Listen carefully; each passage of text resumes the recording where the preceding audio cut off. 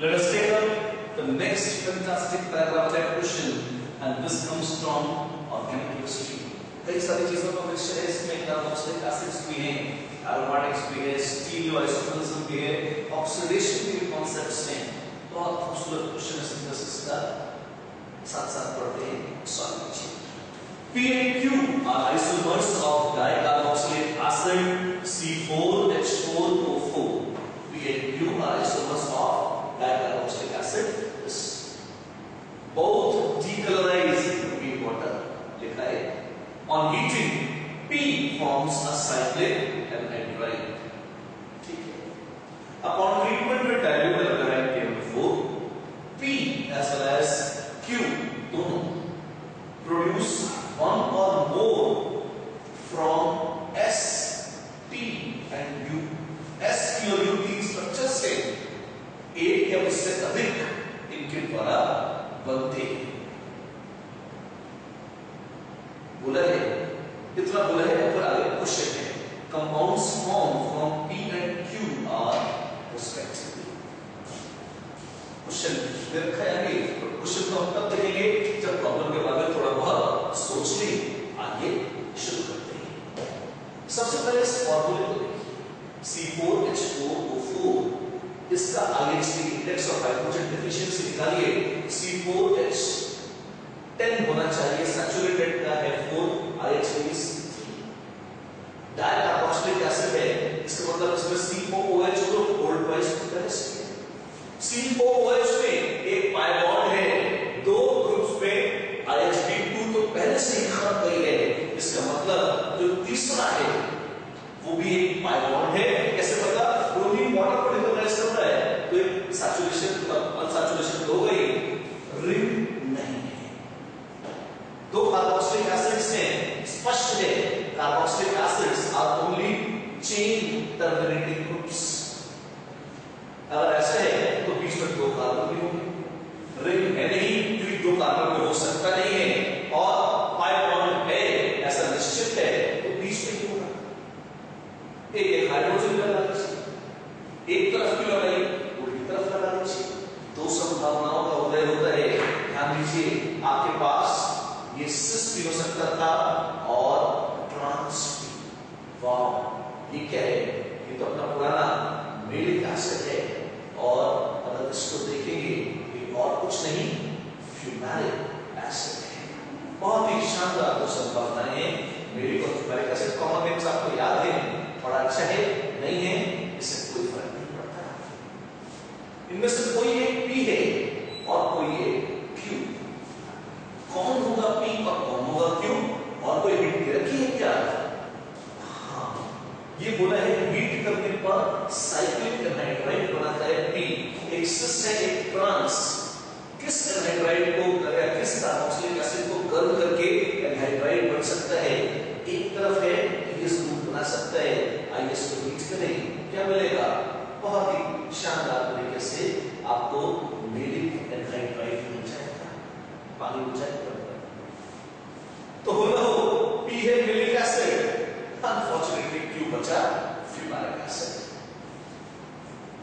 अब मेलिक और fumaric acid को कोल्ड डाइल्यूट अल्कलाइन KMnO4 से ट्रीट किया। कोल्ड डाइल्यूट अल्कलाइन KMnO4 क्या करता है? सिस हाइड्रोक्सिलेशन, OH लग जाएंगे यहाँ।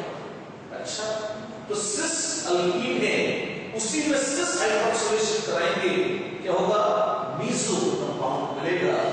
मीसो कौन है? S है। तो ये किससे मिला होगा? ये सिस वाले P से अवश्य मिला होगा।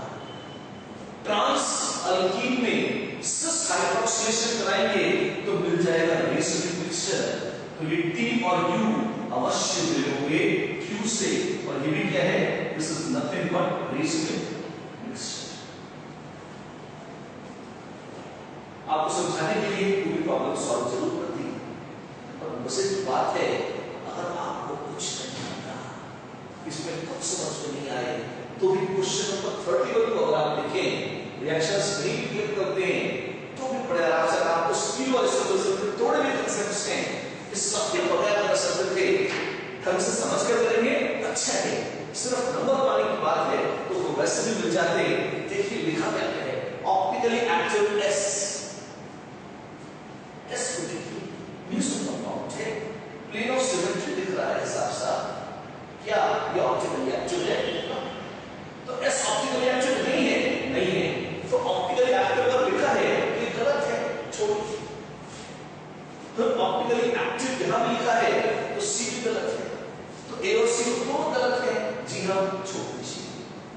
फिर रिसीविंग मिक्सचर कैसा होता है, optically active inactive, individual components chiral है, और जी मिक्सचर तो ऑप्टिकली इनएक्टिव होगा, क्योंकि 50-50% तो होंगे। अगर ऐसा है तो टी और यू का मिक्सचर भी ऑप्टिकली इनएक्टिव है। डी में अच्छा यहां पर जरूर दोनों इनएक्टिव इनएक्टिव लिख रखे हैं, तो अब आपको इनमें से चूज करने के लिए सॉरी बात को थोड़ा सा दिमाग लगाना ही पड़ेगा। अगेन हमने देखा था पी बना रहा था मिसो कंपाउंड एस, तो पी से मिल रहा है ऑप्टिकली इनएक्टिव एस, और टी और यू से मिल रहा है optically inactive racemic mixture, hence the correct answer must be B, Bombay. और वैसे भी चाहे ना चाहे 32 करने के लिए तो आगे वैसे भी सॉल्व करना है। 32 कैसे है, आइए उसको देखते हैं, थोड़ा सा जगह चाहिए इसमें जाने के लिए।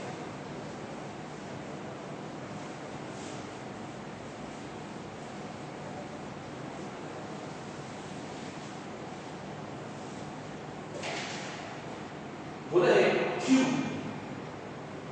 on catalytic hydrogenation gives V, आखिर Q क्या था, ये Q A था, P और Q सॉरी ये एसिड था, P था मिलिक एसिड, तो Q रहा होगा फ्यूमारिक एसिड।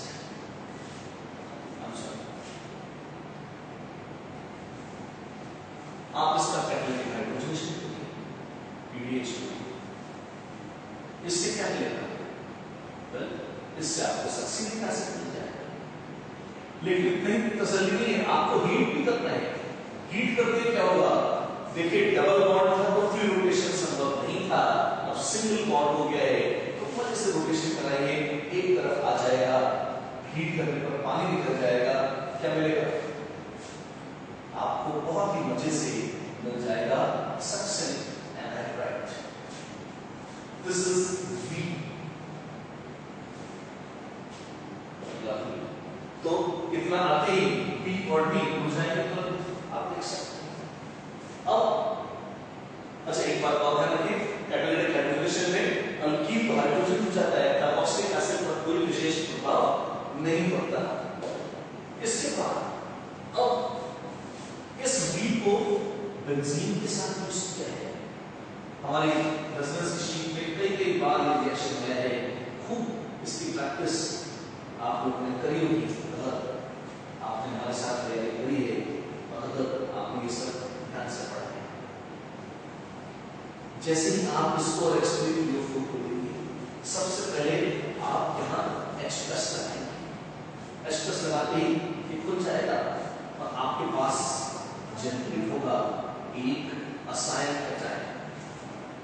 अगर असाइल कैटायन है, again electrophilic aromatic substitution benzene के पास आएगा और EAS के फलस्वरूप एक सब्स्टिट्यूशन होगा और बड़े आराम से आपको मिल जाएगा GCOOH। अब ये GH हो चुका है, रिंग से ड्राइंग बोर्ड लग गया है, इसको फिर से एक्टिवेट करने के लिए लोग क्लेमेंसन्स प्रोडक्शन कराते हैं, जिंक अमालगम एंड कॉन्सेंट्रेटेड HCl, और उससे क्या होगा, उससे कीटोन बेचारी नष्ट हो जाएगी, कार्बोक्सिलिक एसिड को कोई फर्क नहीं पड़ेगा, मास वही है।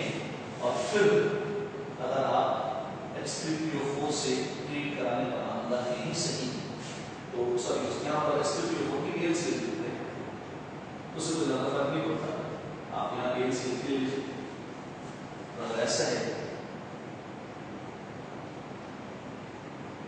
ऐसे करके चल जाएगा, तो बहुत बड़ी बात नहीं है, क्यों, बाद में जब जरूरत आएगी ALCL कैटलिस्ट है, उससे हम काम आएंगे।